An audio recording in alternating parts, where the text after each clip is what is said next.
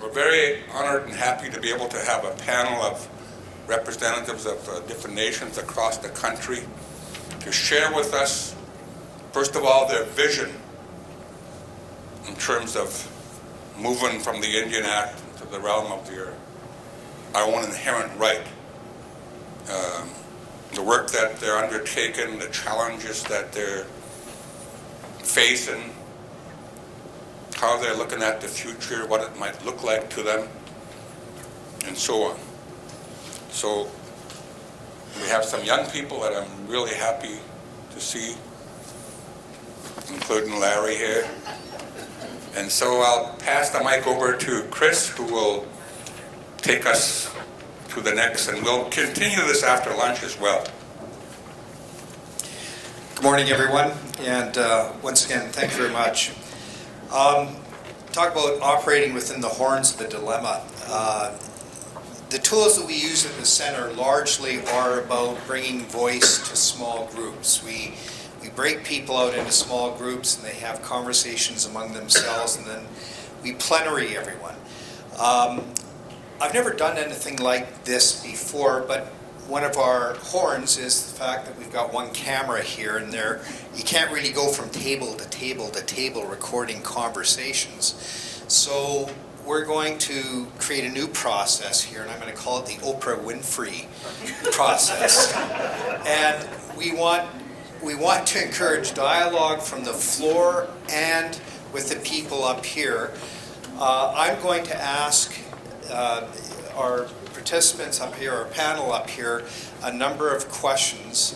I want as much participation as possible from you all. I want you to be tough on your questions, and we want ideas. We want to comb out ideas, and from our panel participants here, questions for participants. You're all very active in your communities. You run across challenges in your communities. I look around this room and there's a tremendous amount of intellectual and experiential horsepower in here. We've got it up here, we've got it down there. Let's use that horsepower back and forth and see how we can exchange ideas that everyone can take back to their communities and use. So first off, I'd like to perhaps start off with Nodle. And if you wouldn't mind describing to us where your community is now and what is their vision for the future? Good morning. My name is Larry Newski, and I'm the elected chief of Notley with N. Notley is located a central part of BC, and our traditional territory encompasses approximately 500,000 hectares of land, which traditionally was controlled by our people. In 2018, we suffered a number of wildfires incidents in our territory, which burnt up approximately 22% of our territory. Initially, we had the mountain pine beetle as one issue, but now, because of the problems with the 2018 wildfire, now we have a blank canvas now to design what our environment would have in place now. There needs to be in our territory some First Nations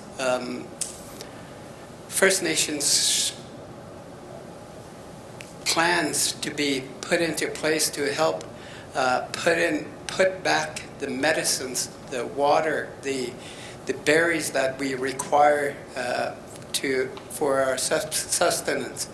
So we're part of the ecosystem restoration planning conducted by the Ministry of Forest, and we inserted ourselves into that position because without our voice at that table,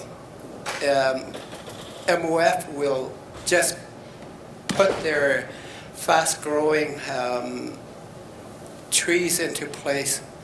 And we also inform MOF that we're not going to be welcoming any pesticides because one of the things that they do is to use pesticide to control the competing trees with leaves. So we needed to assure ourselves that they know our wishes. My dream for Notley is simply this. Everything that white people has, we want. I want to be able to leave Notley knowing that our people will be able to achieve any of their dreams. We have one particular person in Notley that I'm very proud of.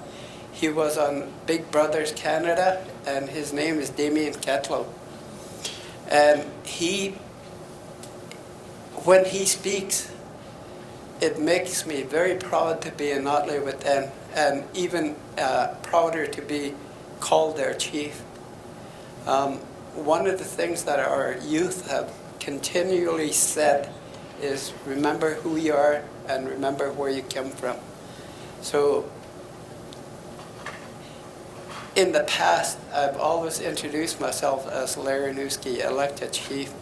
But in some cases now I'm saying I'm Chief Larry Newski. So that's a fundamental change for me, because now we have a goal and that goal is going to be reached. So I'd like to thank all people who are involved. Herb, where are you? You're hiding.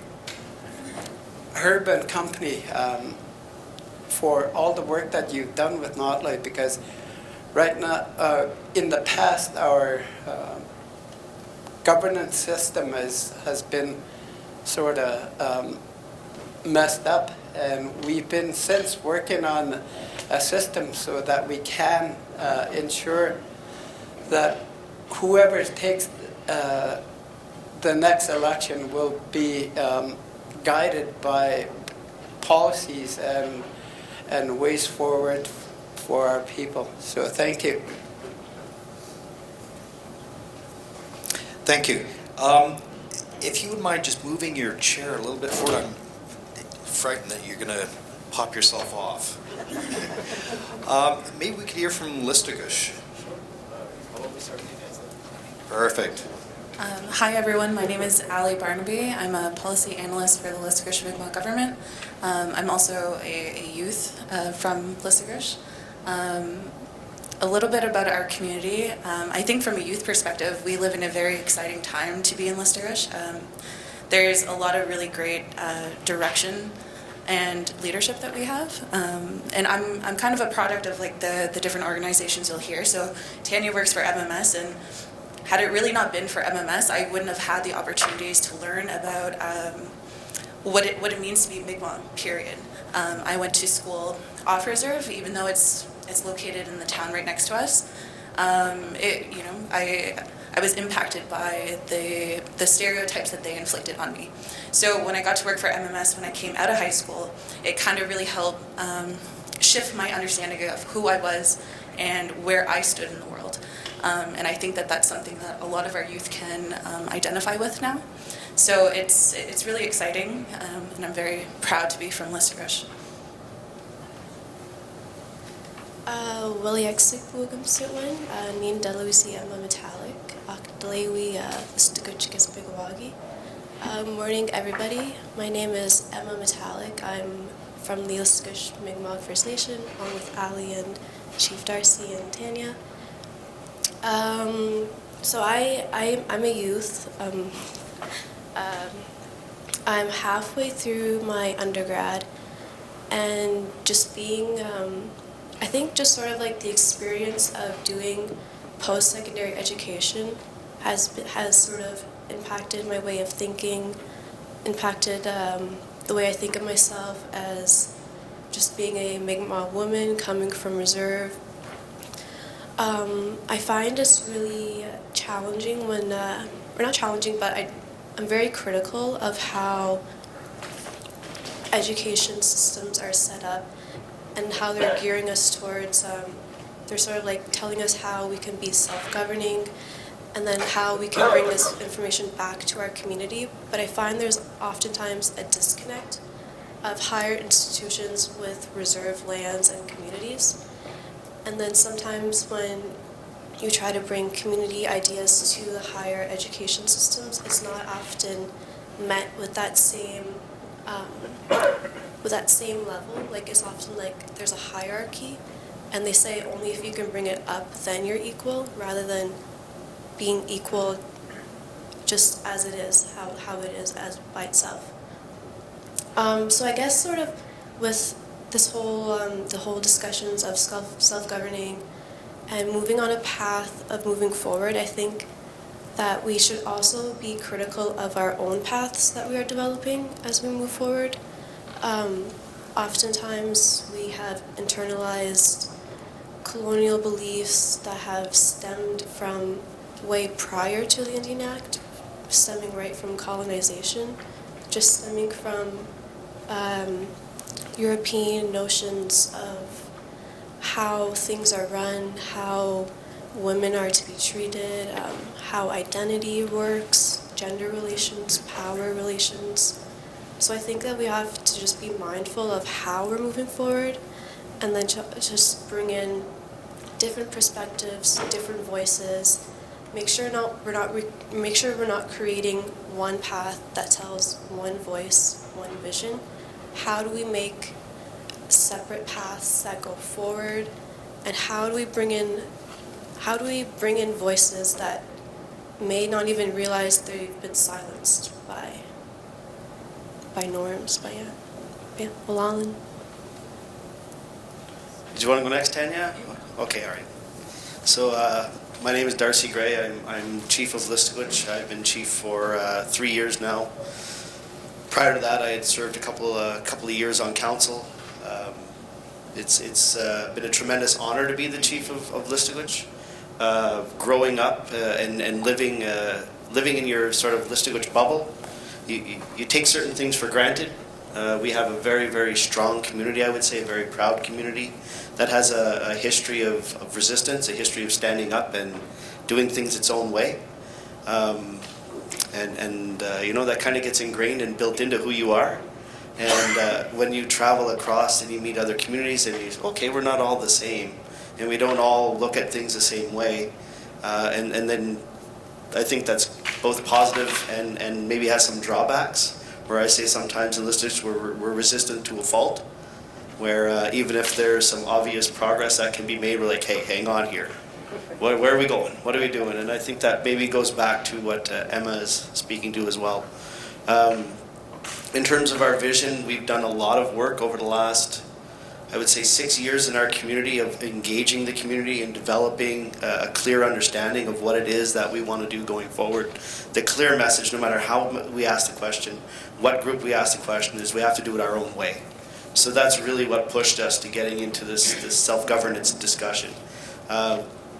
Getting back to the resistance, anything that's offered to us, that's handed, here you want to do this or do you want to do that? No. Get out of here with that. We're going to develop our own. That's basically the way we look at everything.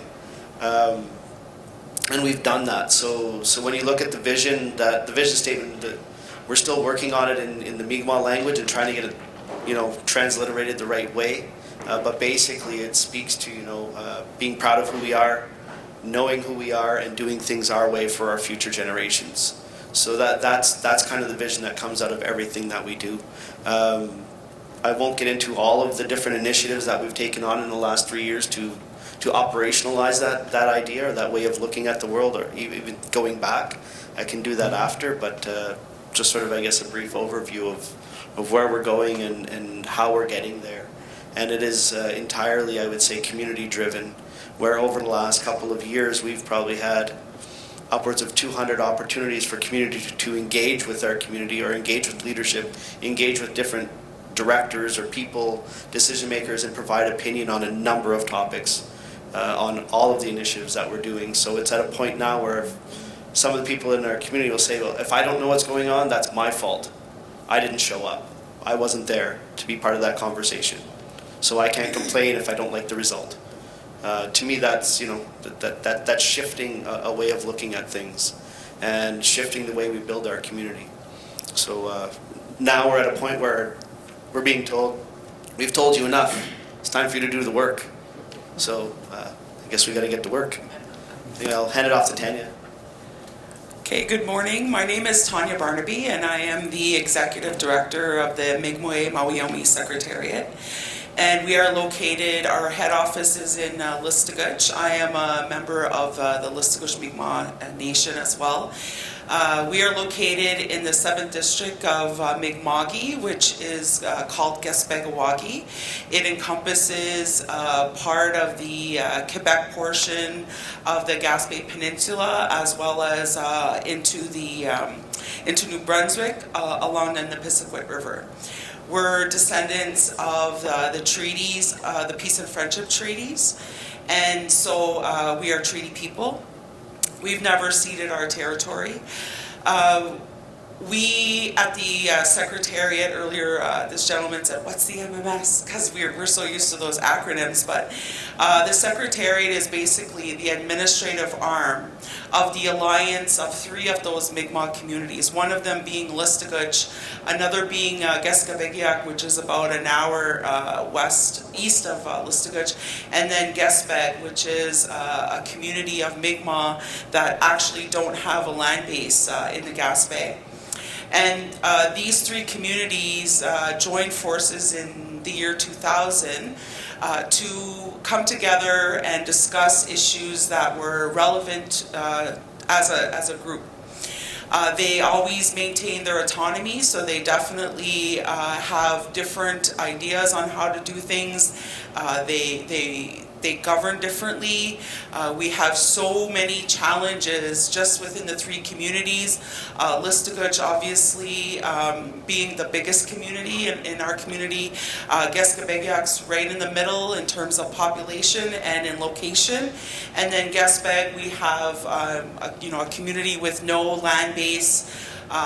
We have mostly French speakers in Gaspé, no Mi'kmaq speakers in Gaspé, and the language is certainly dwindling in Gaspé-Gawagi and Listuguj. However, there is an effort, a really strong effort in Listuguj and in Gaspé-Gawagi to revive the language and to bring forward more speakers. And I'm definitely one of those people who want to be able to do that, because I feel that the work that we do, it's very difficult to do it when you can't speak your language, when you can't articulate certain concepts in your language, and when you sit with elders and they talk to you, they aren't the ones that should be struggling to be understood. So, and unfortunately that's the case in many of our communities, is that the language is not there.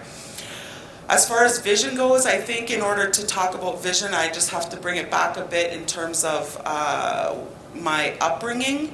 I don't tell this story to anyone actually, and I don't know why I'm telling it now, but I'm going to for some reason. I grew up in a home where my father was very much someone who believed that the Mi'kmaq had a very strong place on our territory. He was a fluent speaker. He raised me, and I use the term groom because I feel like that's what he did. He groomed me to grow up, to make a change in the community, to make a change in the territory. I was, from as long as I can remember, I was taught to watch the news about what's happening. I was brought to meetings. I was on the front lines of any protest. When I was 7 years old, our community was raided by the Sûreté de Quebec and the DFO for fishing salmon. And you may have heard of our fight in 1981. I was, not to date myself, but I was 7 years old, so I was really young, but I was on the front lines. I saw an SQ officer urinate on my father's pot plants in the front yard. And so that was my introduction to resistance and to governance. And I remember when the Oka crisis happened and Listuguj blocked our roads in support of our brothers and sisters in Oka. My family had saved up throughout the year to go on summer vacation, which we did every year. And when the Oka crisis started and the warriors came, my father sat us down and said, there's not going to be a vacation because we have to feed these people that are coming to our community. So we all agreed, and the next day I had 6 strangers living in our house for almost a month that we fed, and I would sit with them and learn about what it was to fight for your rights and what it was to stand up. And it was always a contradiction for me because I never learned that in school. I only learned it at home. At school, I would learn about Casey Irving and how awesome Irving was, and how gentle and what I knew about our people in school was that we were basket makers. I didn't hear anything else about governance. Like, wow, we make great baskets and horseshoes. That's snowshoes. Sorry, that's it. We don't do anything else. So when I went to university, I was pissed off because I finally had Indigenous teachers who were teaching me the reality of what was going on, and it was difficult. It was emotionally challenging for me to be in that space, but I thank those teachers, and they're still my mentors to this day, who have taught me that it's a beautiful yet challenging past, and you need to put that somewhere in order to make you move forward. You need to use that in a good way.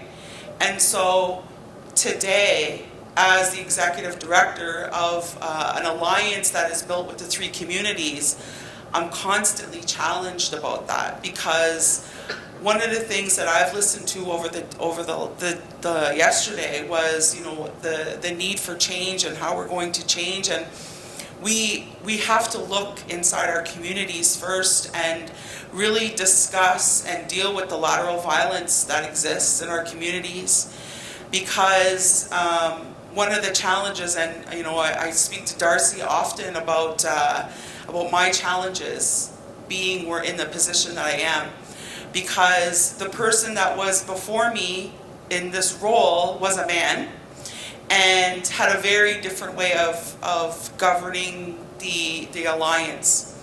And when I came on board, I would hear, you're a bitch, you're too sensitive, you're not sensitive enough, you're this, you're that. And I would often think well, I'm not trying to be a man. I'm a woman. I'm a Mi'kmaq woman that is emotional, and I'm nurturing at the same time. And I'm not going to change that. And I tried to. And it's caused me way too much internal conflict to change that. I would come home from work, and my daughter, who was here yesterday, I bring her to conferences all the time to get her interested in this, because that's how I was raised. But it got to the point where I would come home and I would be sad and I would cry, and my daughter, previous to that, would tell me, I want to be an executive director when I grow up, because I want to fight for our rights. And one day when I came home and I was sad and crying, she said, I don't want to be an executive director anymore. Not if it makes you cry. I don't want to do that anymore. And so I realized that I had to shift because the people around me were not shifting. So I had to show her that my experience is not her experience. And I often tell my team, the change that we're working for is generational. We're not necessarily going to see it tomorrow, but we always have to work towards it. And that is part of my vision, is that, the young people, I was talking to them earlier, they were so afraid to come up here, but I'm like, you have to get over that fear, because people need to hear what you have to say. They need to hear what you're going to bring to the table, because I work with a lot of young people, and I work with a lot of young women. And even myself, I've had to change some of the way that I think, my cynicism over my own people, because I've had to deal with, being told that I'm selling my rights.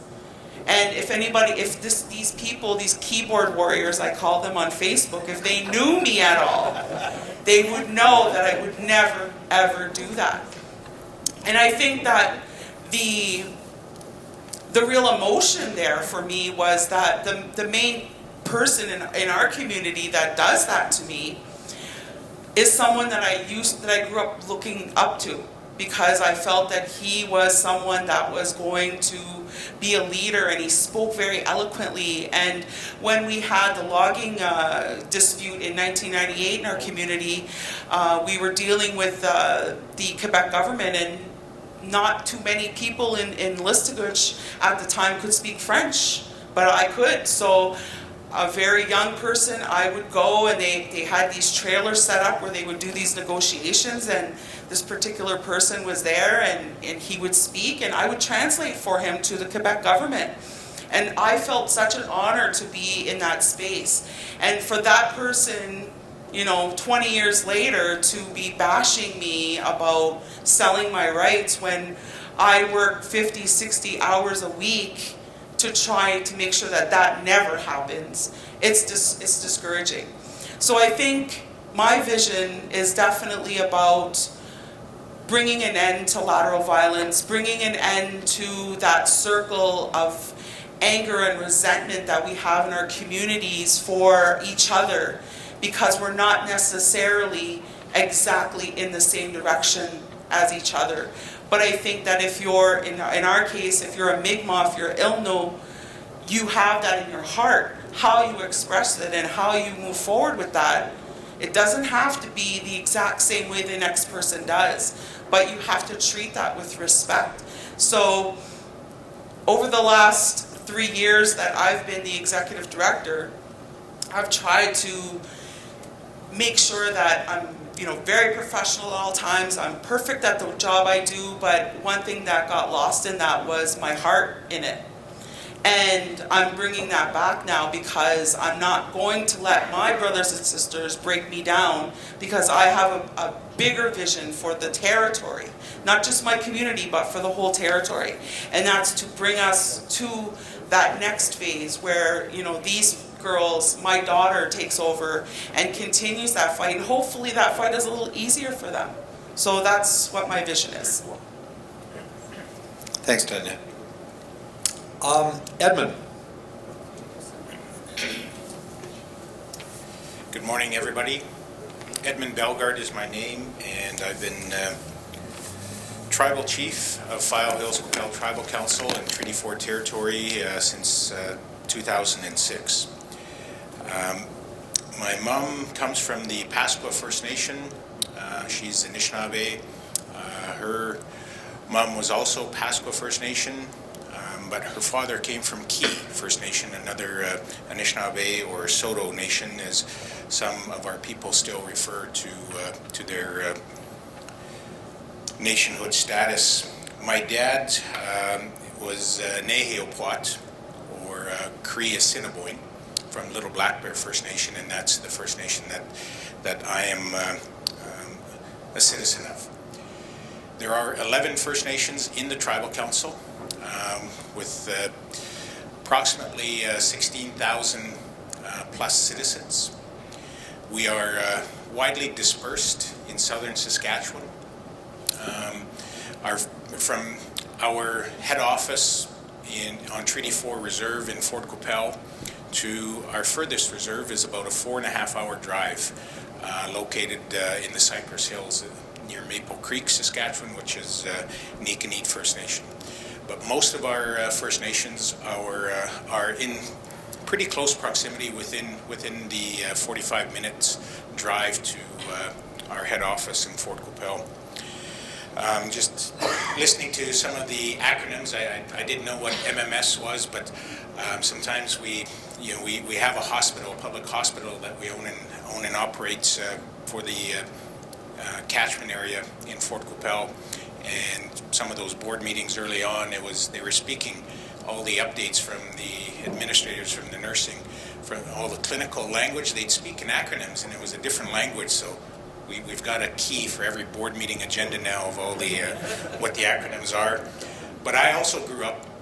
My late father, was an early educator, and he was stripped of his status in 1956 when he went to the U of S civil engineering faculty, and he didn't last long there because he was probably less than a handful of Indians on campus in Saskatoon.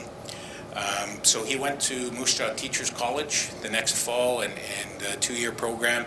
There were 4 First Nations young men that went in that particular year, and I got to sit and chat with one of them and a couple of years ago, and he told me stories about their challenges as 4 young Indian men at Moose Jaw Teachers College back in the 50s. And he just said if they didn't have each other to depend on, to rely upon, to support one another, to keep each other in there, to hang in, all of them would not have become teachers. And so my late dad was one of the early teachers, and he taught on 3 reserves in Saskatchewan. But that sort of showed him, demonstrated to him the difference between on-reserve schools and the Indian Act system and what the public schools had, and what he was taught how to instruct in curriculum and materials and facilities in Teachers College, but what the reality was on the res. And that sort of enlightened him. And when he passed away in 1979, he was the chief of the Federation of Saskatchewan Indians, which is now the Federation of Sovereign Indigenous Nations and back home. But I used to be a little boy, and I used to listen to all the meetings, and a lot of leaders and elders would come around, and one of them was Ida Wasakase, and she was she was the first president or one of those early leaders of the Saskatchewan Indian Federated College, who we asserted that Indian control over Indian education, and my late dad was the first president or director of the Saskatchewan Indian Cultural College on the U of S campus. And the Federated College, a university, the knowledge keepers back in that day wanted to get into the post-secondary institutions, the halls of higher learning, so to speak. Number one, they wanted to create the cultural college and the university level to preserve the Indian languages and cultural aspects.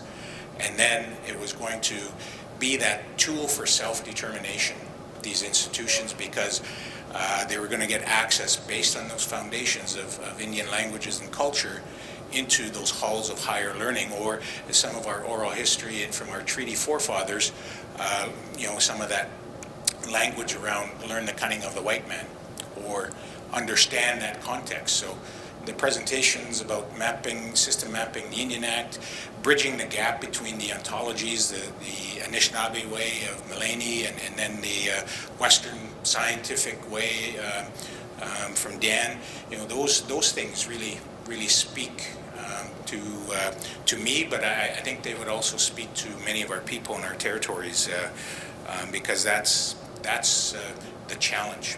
That's what we find is part of the challenge to implementing our treaty in our territory.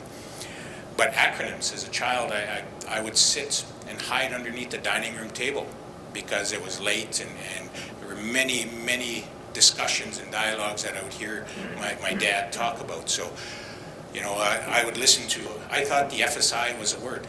The FSI, because he'd always talk about the FSI. I didn't know what the heck the BNA was, but I always heard BNA. What's that BNA?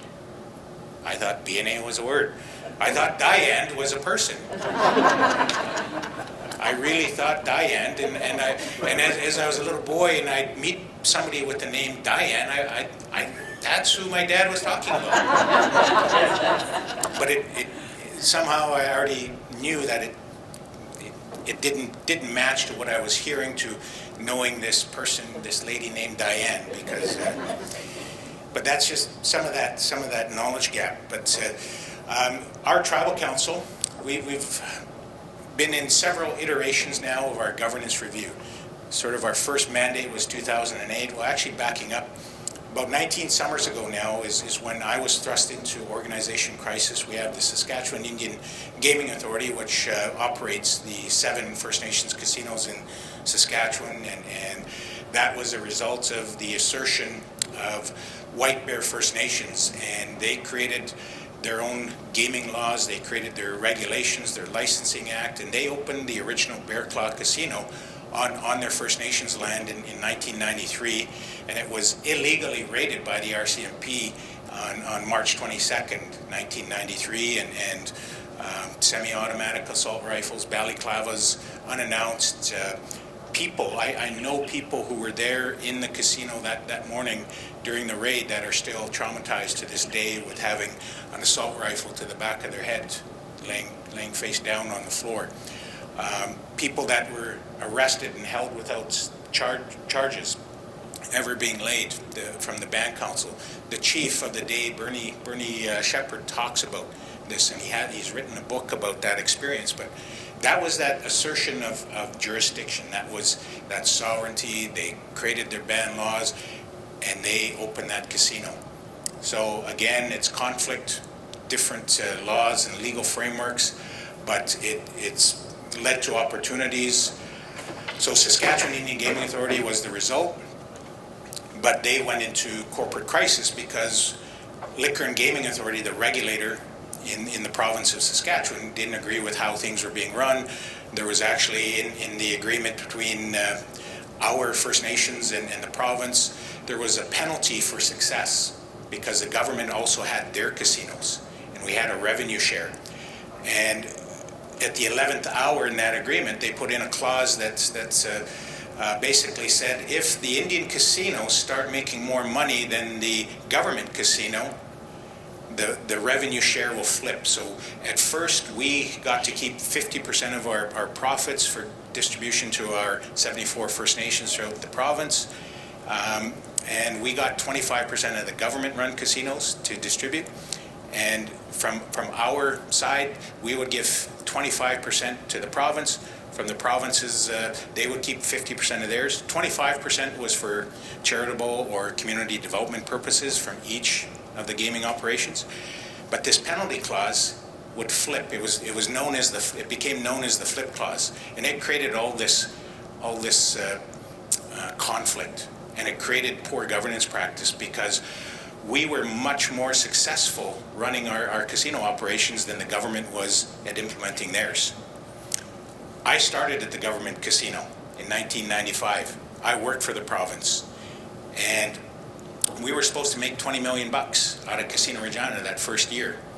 SIGA and their 4 community scale casinos were only supposed to make $1.6 to $2.3 million, somewhere in that range in the first year out of the 4 smaller scale casinos.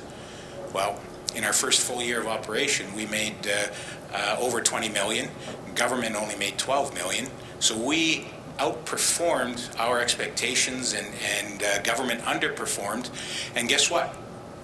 They started to take 50% of our profits and left us with 25% because we were better managers. We implemented better. So that was a conflict, and that's another story, another case study actually on conflict resolution and negotiation and intergovernmental relations. But that crisis was created. So 19 summers ago, we didn't have by then I was a general manager of the Painted Hand Casino in Yorkton, one of the Saskatchewan Indian Gaming Authority casinos. And we didn't have a corporate plan, we didn't have internal control structure, we didn't have internal or good corporate governance. So the province said, you need this, we need a strategic plan from you, we need internal control structures. So we did that. But in doing that, we learned corporate governance. This was around the times of Sarbanes-Oxley and the meltdown in a lot of the public markets as a result of poor governance, poor corporate governance. So we were at that wave of best practice and tough governance.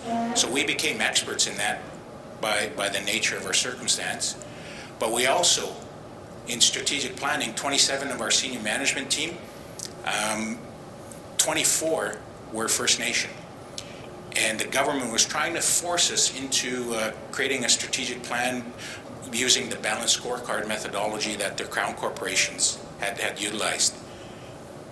that didn't speak to us. That wasn't who we were as First Nations people. So we went to the Treaty Elders of Saskatchewan book, and there's treaty principles in there. And that's how we modified the balanced scorecard, made it into terms that connected us to our ontologies or who we were, and we then made our own modified balanced scorecard. We put it into a circle, and we added a critical term to it based on our treaty principles in our language. So that's where it started for me in terms of governance review, knowing that there was a different way, and that we had to return and go back to our traditional teachings and who we were as people. And that made it work. And today, SIGA, the acronym SIGA is there.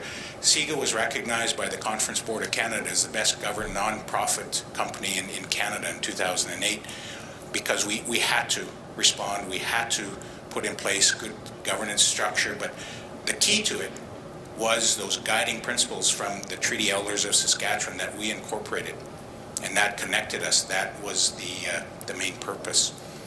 So that at the Tribal Council, several iterations, 2008, 2011.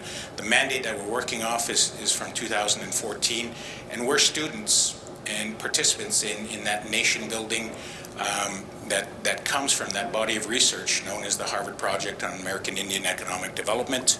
And one of our external experts that helps guide our governance is Dr. Manley Begay Jr., a Navajo from now part of the Northern Arizona University.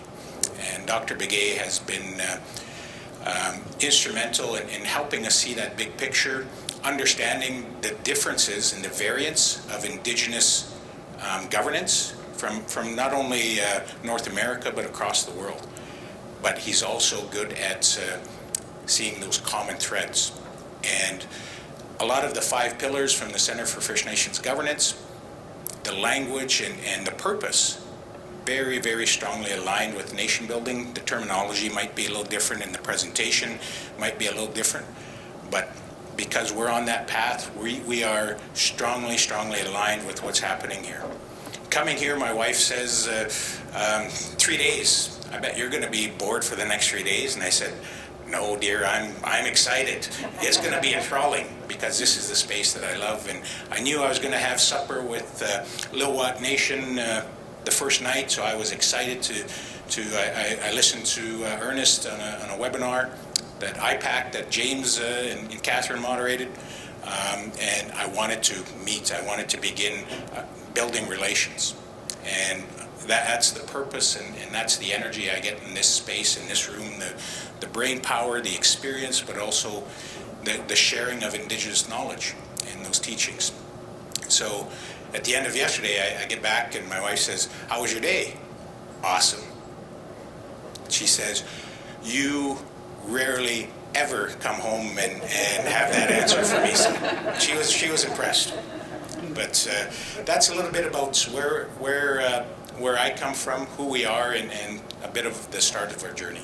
Oh, and by the way, I've handed out just a slide from an update on where we are in our governance transition project, and it's titled Cultural Match, and that's looking at different structures, but that's opening the way to building systems that reflect our teachings and our governance structures from our old ways. And some of our knowledge keepers and our teachers, they're teaching us that we have our governing structures, and they're through our lodges, our big lodges. So, that's what you see under that medicine people's circle, is our knowledge keepers, our lodge keepers, Sundance, Rain Dance, Night Lodge, Shaking Tent, Uipi, Sweat Lodges, our pipe carriers, our clans, our societies, the languages. We have 5 languages in our territory that are part of our tribal council, and that's where things get a little bit more complex in trying to look at self-government. Neheu, Anishinaabe, Nakota, Dakota, and we have the only Lakota First Nation in Canada as part of our group. So we're learning, we're relearning, we're reawakening the spirit of our old alliance, Neheu Patak, and learning that there was a sacred bundle each of our nations brought bundles on our relationships and through ceremony. That was our pledge to one another, and we're reawakening that spirit of that alliance through this project. And that's the importance of self-governance, is that's the teaching that we're reinstituting. We have our institutions. They're the Sweat Lodge, they're the Sundance Lodge, and so some of our knowledge keepers, they're making it okay for us to adapt some of our old ways, because most of what we're faced with in living today in this contemporary sense didn't exist. But we weren't allowed to adapt our old ways because we had to put them underground, we had to put them in hiding, and there was penalties for practicing the old ways but also speaking the language. So there, we've spent years presenting protocols in this cultural match side of it, because we started with drafting Constitution, with Governance Act, with election codes, but really in the English way, or the Eurocentric governance way. Good principles in there.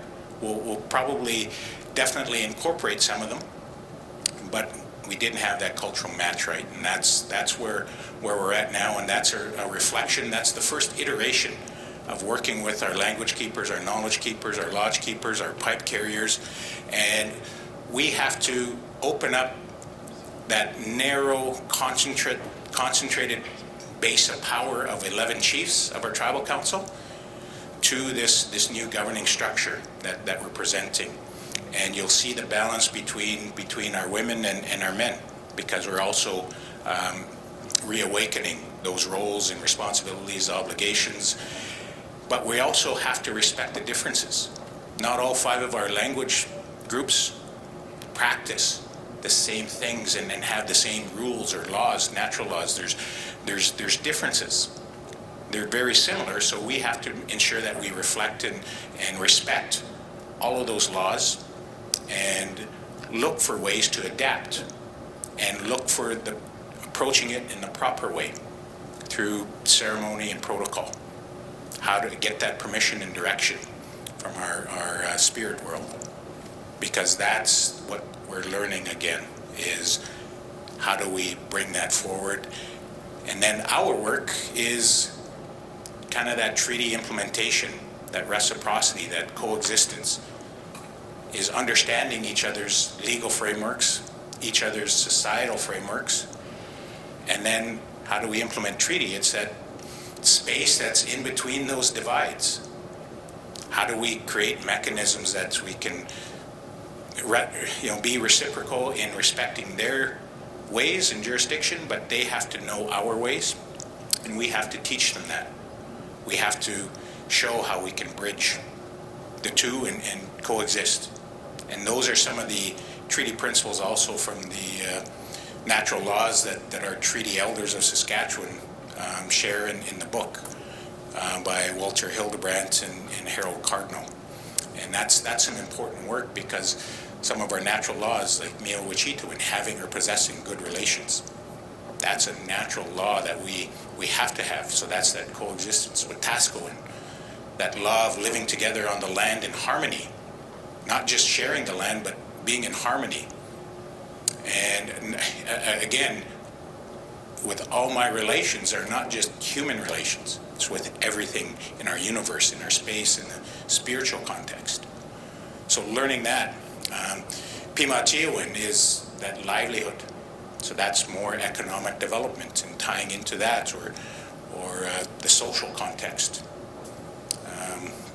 Miskasoin, finding one's sense of origin or belonging. That identity piece is critical to this.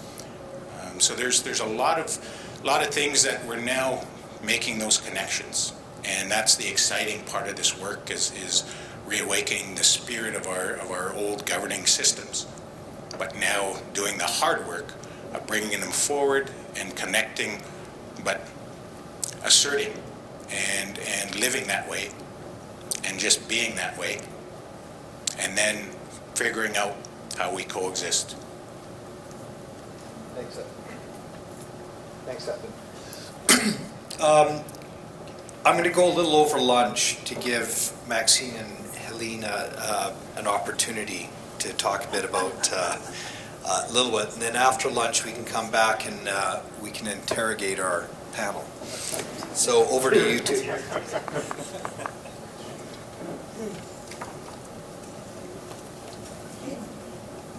I was teasing. I said, he's saying we talk long. No. Inchash Kikak, Lillooet Ulkan, Uhuel Mukhkan. I am on our Lillooet Nation Council. I'm in my first term. I'm also on the Lillooet Governance Transition Team. I was looking at this question, where is your community now and what is their vision for the future? And then I think of what Kukpi said. He says about and you're talking about the resistance. I grew up with warriors all around us. We took over our school in the 70s. We roadblocked for our road. We roadblocked in support of Kanasataki. We did the Constitution Express. We've had warriors among us. We've had activists always at the front line. And where we are today is we have leadership who actually initiated and instigated the actual start of going into our inherent rights. And we have so many groups that have been ready. I'd say at every one of our meetings, we have an elder. We have an elder in training saying, I can't believe I lived to see this day where we're actually getting started.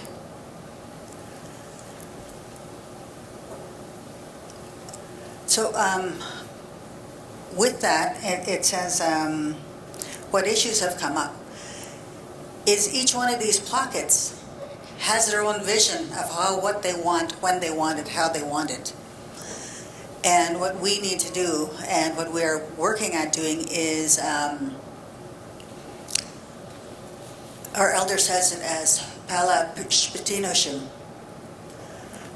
In our language is we need to have one thought, we need to have one direction. And in English they would say we need to reach consensus. And how do we do that? We all have to be faced in the same way. So slowly and surely we are reaching the groups. We are gaining their trust and they are coming and talking to us. There are still pockets. We're the third largest in BC, so we still have huge pockets of our nation waiting to see what we're going to do, to see if they want to jump on our bus, our wagon, so be it. A lot of our meetings, we have small attendance, but a lot is shared on social media. So even if I don't see a face in the audience, I'll still get comments later. So we've been waiting, we've been ready, and now we've started. Kukshamoshkala.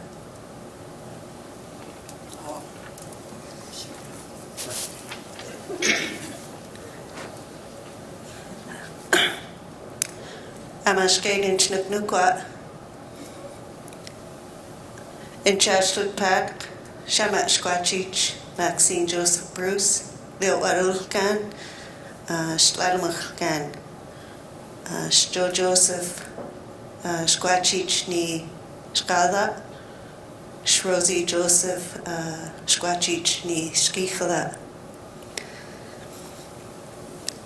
It's just amazing to be here today. I had to talk with the chief here and ask him, what do you see different in Lillooet? Because we were here in October 2017. Oh my God, that was the start of our it wasn't the start of our path to self-government, but it was a new path we were on. And I'm just thinking back on how I was communicating with our valuable technician facilitators. I think we had Dr. Kent McNeil here. Oh man, I look back and I didn't know the partners that we had, and the mindset of Canada was changing. They could see the Indigenous people taking their rightful place at the table. And anyway, I think I've grown up a little since then. But where are we in Lil'wat? I think where we're at is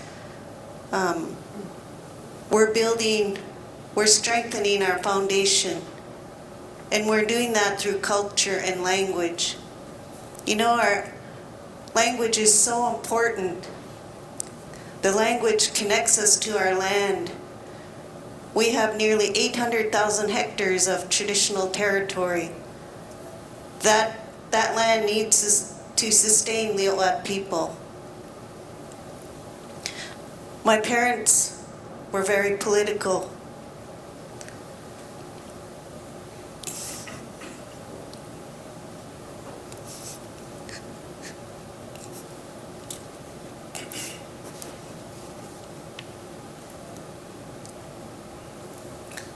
They'll never get to see this day. I too I don't know if I was groomed or I was just this haywire child that went to the General Assemblies, that sat with my dad at council tables, that walked to the roadblock by myself, that sat in at the other roadblocks when the Oka crisis was on the go. But this path of land claims and self-government has been in my heart. I think a lot of our people are feeling the same way as I am. We're on a great path. These are exciting times. I think when we embrace our language and our culture, that's the strength. It's our identity. When our kids know where they come from and who they are, we can continue this I don't want to say struggle, that we're striving to be recognized as just basic human beings.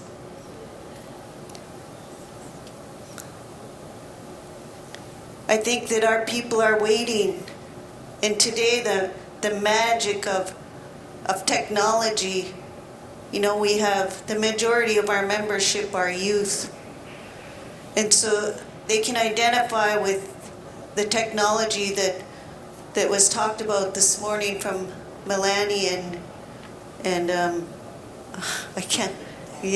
Dan. That was awesome. That was beautiful connections that have come out of today's presentations. You could see the answers are there. I mean, we could see them already, like Melanie has said.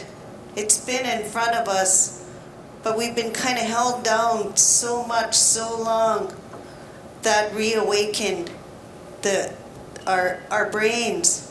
So that was awesome. I think that when we bring these concepts back to our community, already I could see our senior leadership team embracing these concepts. I think that's what we've been looking for, how to connect the dots, how to get ourselves from underneath this oppression that we've been under for far too long.